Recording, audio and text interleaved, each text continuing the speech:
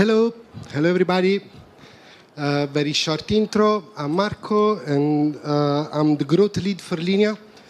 I used to be in the BizDev team of Consensus for a while before jumping into Linea and managing. And focusing on the ecosystem and the growth on Linea. For the one who don't know, Consensus is actually one of the historical players in the Web3 space. We are famous for services like Infura. We are also famous for distributing MetaMask. And we are now starting this journey on the layer 2 space with Linea. So the title of the presentation today is Navigating the L2 Landscape.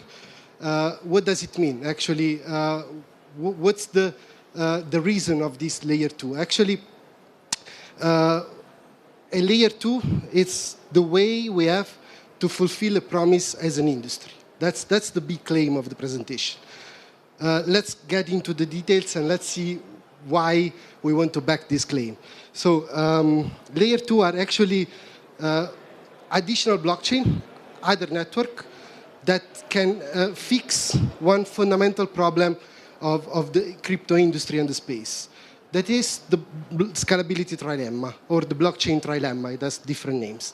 So this is a theorem where that actually states that you have 3 dimensions, and for every decentralized system, or for every system in general, you can just pick 2 of them. You need to drop one of the dimensions. So you can have a system that is secure and scalable, but not decentralized. Or you can have a system that is secure and decentralized, but not scalable. That's the case, for example, for Bitcoin. That's the case for Ethereum. That's the case for the most decentralized L2s out there. So this fundamental theorem actually tells us that we cannot have a system that can take all the 3 dimensions. So layer 2s are a way to fix this specific issue. And how we do this? Layer 2 have these are completely separate blockchain. So there's a blockchain that is completely separate from all the other, like another traditional blockchain network. But they have a specific feature. They can attach on another blockchain that we call it layer 1, and they will inherit the security of this layer 1. So in this specific case, layer 2s are blockchain that can sacrifice one of the dimensions, that is the security, because they inherit the security of the underlying layer 1. So layer 2s are a way to actually achieve scalability and decentralization, renouncing to the security because we already have the security that is given by the underlying layer 1. Linea is, of course, a layer 2. It's a layer 2 on top of Ethereum mainnet. So we inherit all the security of the Ethereum mainnet. And it's a specific tool that we call zk EVM. We will see later what I mean with this term zk EVM. So what does it mean? That L2s are not secure? It's not at all, because as I said, we fully inherit the security of the underlying layer 1. So whatever happened on Linea or on other layer 2 that are out there, it's actually secured by the Ethereum mainnet validator. So we cannot cheat or tamper with the data, because whatever we do on the layer 2 will be verified and verifiable by the Ethereum layer 1. So we will actually inherit all the security. So how does rollup works? It's very simple. We have a different network that is the layer 2 that has its own blockchain. It's completely separated from the underlying layer 1. Since we can overcome some of the dependencies, like, for example, the security, it means that we can, for example, have lower block times or bigger block size, or max gas size in this case.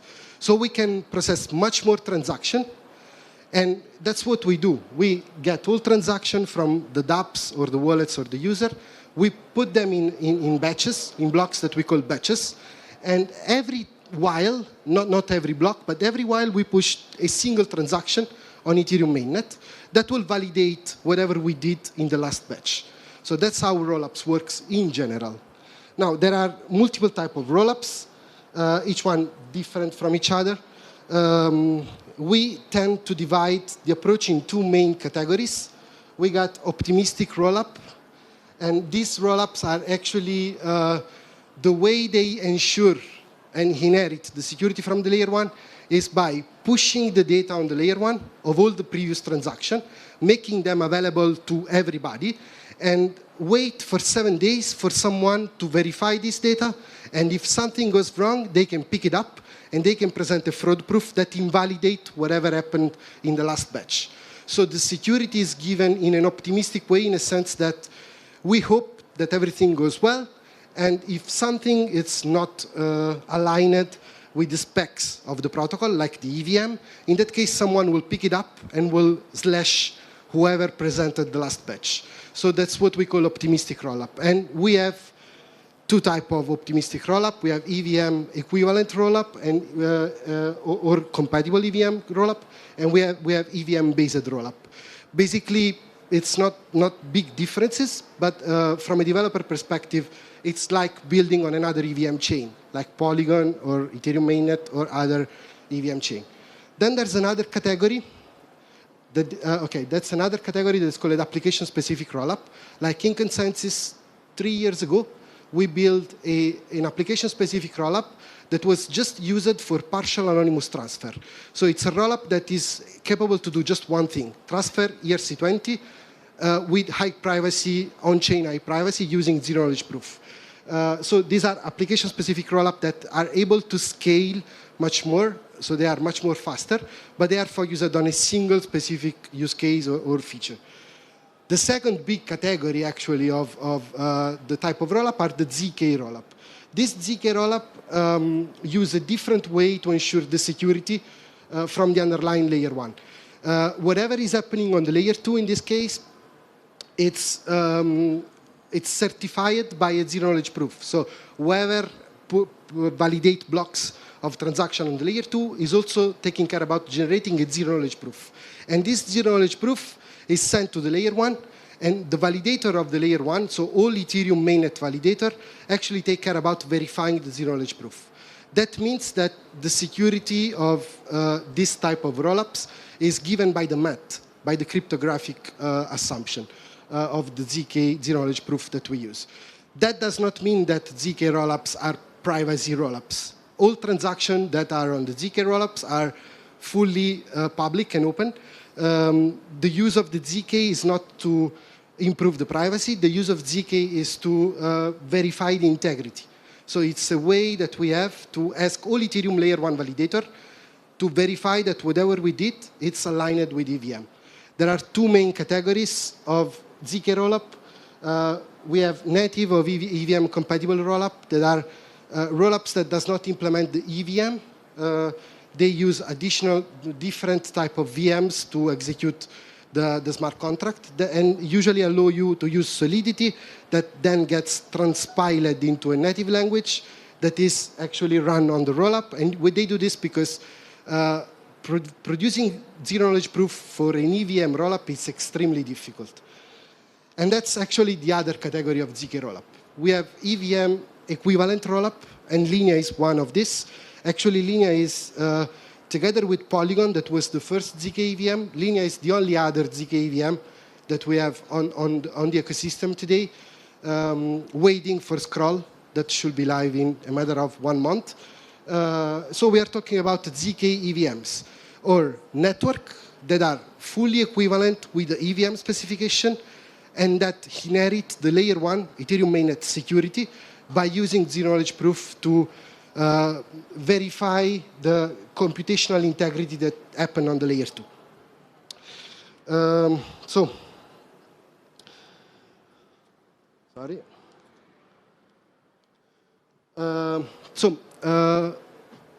What's the difference among all the different type of rollups that we have? I mean, we say that are optimistic rollup, there are ZK rollup.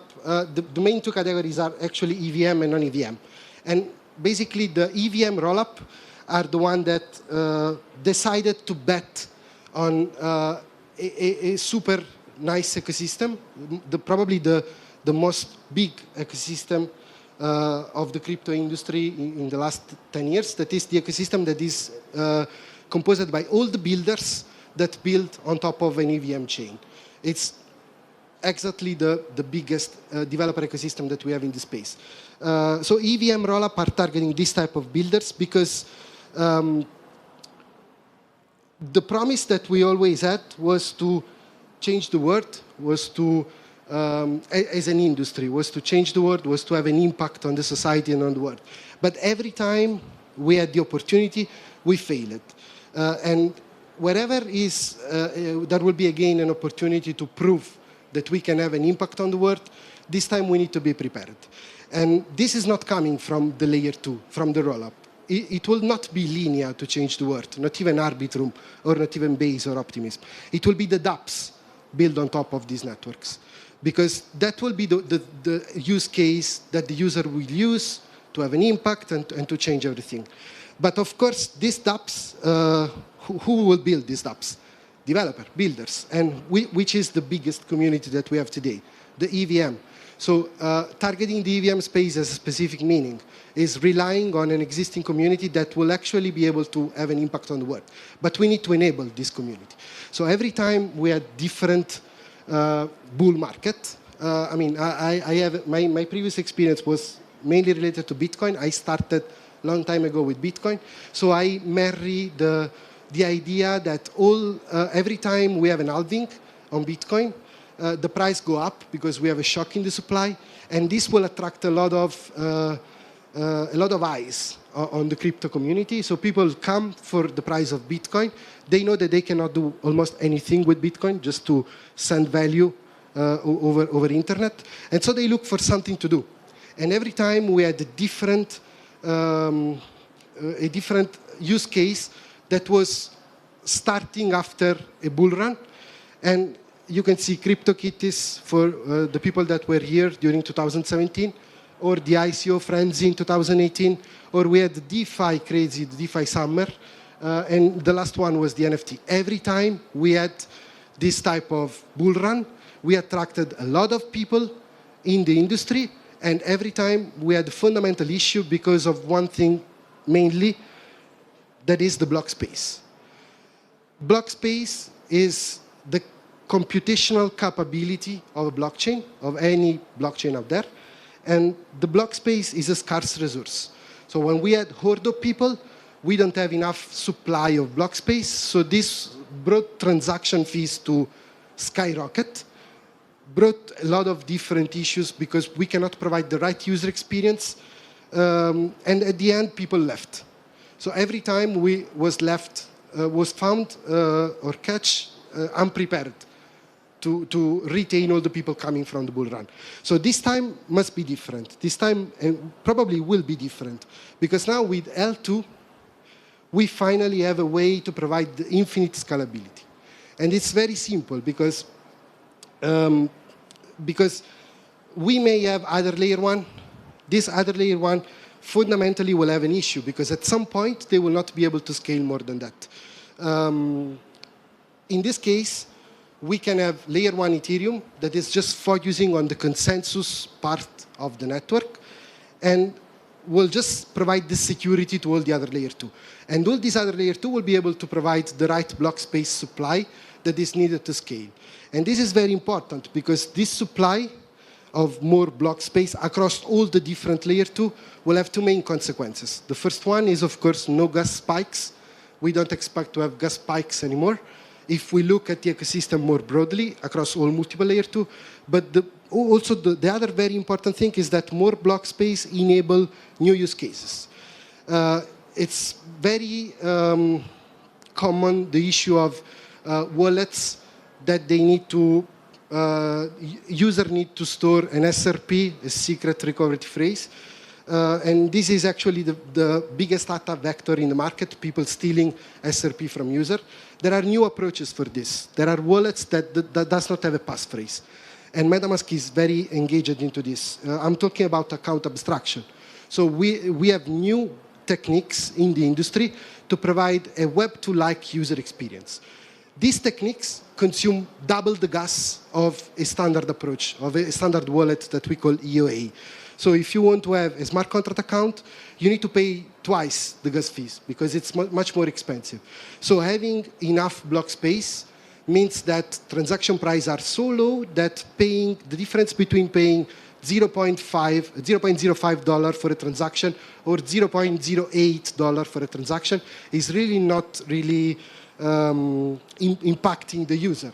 So we can definitely unlock these new approaches that will bring new UX. I would also love to mention another use case that is the ZK dApps. ZK dApps are dApps that use zero-knowledge proof at client side. So they use the zero-knowledge proof for the privacy. These are actually already unlocking private stablecoins. The one that I like the most is governance tool. So we have the ability, using ZK, to implement anonymous voting, anonymous governance. It's solving a fundamental issue of the space. Of course, this type of dApps, having to verify a zero-knowledge proof on-chain for every transaction, require a lot of gas fees, require a lot of gas and block space. These today are not applicable on Ethereum mainnet. Thanks to the layer 2, this will be a reality very soon. It is already a reality in some cases. So these new use cases, together with no spike fees anymore, will definitely help us to be ready and to find ourselves ready for the next upcoming bull market. And probably this is very important because if the theory that the bull market is connected to the Bitcoin halving, we don't have a lot of chances. That will be probably the last bull run that we have for the Bitcoin halving. So it's very important that we are prepared to welcome the next 100 million or 200 million of users into the Web3. There's one just message that I want to close with. When I say infinite scalability, it means that let's assume that a dApp build multi-chain natively. So to a point where they abstract the blockchain itself. So a dApp is able to execute transaction on Arbitrum, on Base, on Linea, on Optimism, and basically it will abstract the blockchain itself to the eye of the user. In that case, the system will auto-balance itself. So when Arbitrum will reach a saturation, the dApp itself will start automatically sending transaction on another chain because price fees will start to increase on Arbitrum. So it will be convenient to use another chain. And it will be a completely transparent approach. So transaction will start to flow into Linea and then start to flow into Base and then start to flow as soon as this network will saturate. And the more L2 we will have, the more block space we will give, the bigger scalability we will have, and we don't have to care about the layer 1 because layer 1 will still be there, securing all of this network, and it will be the right way to actually provide the infinite scalability that we're talking about. So I want to close with this message, that is to all the builders that are into this space, when you design your dApps, please have in mind a design that is natively multi-chain. It's extremely important. We really believe that the dApps of the future will just be the multi-chain dApps. That's too much hard hassle of building a dApp for a network and then having to fork the dApp on another network and rebootstrapping everything from the liquidity to the executable source code and whatever. So it's extremely important to build. It's important to build multi-chain. And if you want to start from Linea to build, we are here and we are happy to support you in your growth process. Thank you. Thank you, Marco. We have 5 minutes for questions. So, yeah, I can imagine people are curious. Let's start. Hi, Marco. Nice to meet you again. So, just wanted your views. You obviously said that builders will drive the next, wave of growth. So, wanted your views on rollups as a service, and it's very nice of you to speak about multi-chain, deploying multi-chain. So the second question would be, what kind of an interoperability solution do you foresee for dApps to use to go multi-chain? So 2 questions. Rollups as a service, what are your views on that? So yeah. Two important questions. Rollup as a service, it's extremely useful for the ecosystem. They are part of the infinite scalability approach. We need to be very careful about that, because rollup as a service are also targeted by app chains or game chains or use case specific blockchain. In my opinion, that's a big risk. because moving everything on an upchain, it will remove probably the biggest innovation that we had from blockchain like Ethereum, that is the composability. Composability is the source of the innovation that we see in the last few years on Ethereum ecosystem. So when you go upchain, you will lose the composability because you will only have your use per contract. Nobody will be able to build on top of you unless you open up and wide your use case to be a general purpose layer 2. In that case, that is extremely interesting and extremely important. When it comes to interoperability standard, it's pretty exciting to see in the space solution like Axelar, like Layer 0, like zk-Link. This type of solution are interoperability solution. They are able to let you send messages from one chain to another.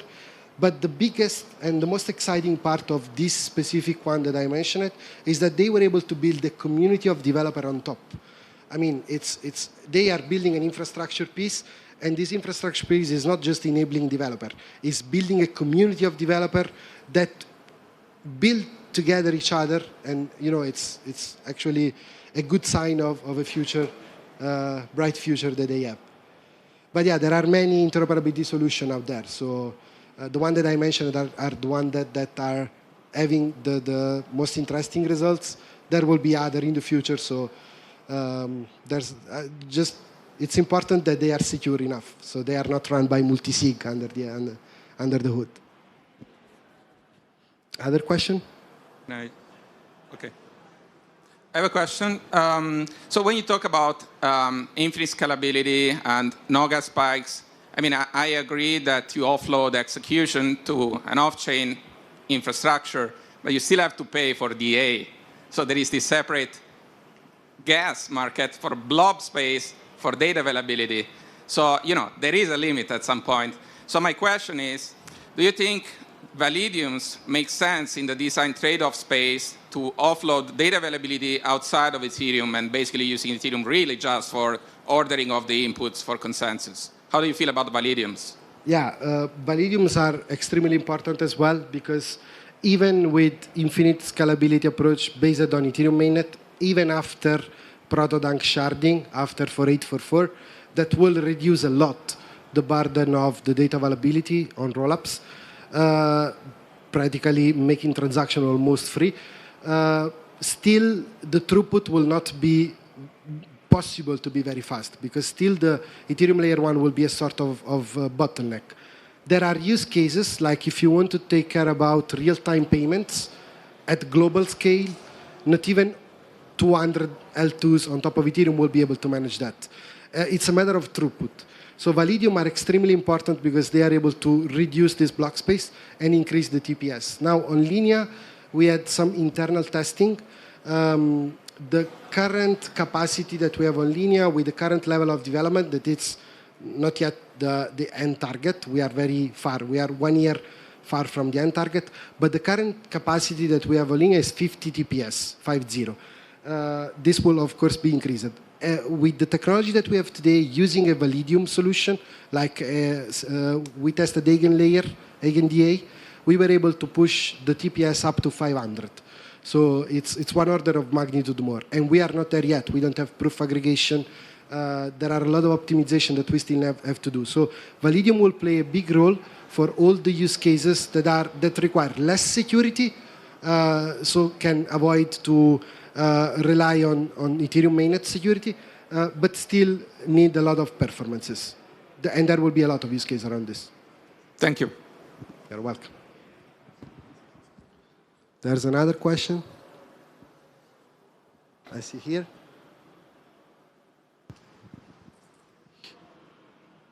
Can you hear me? Yes.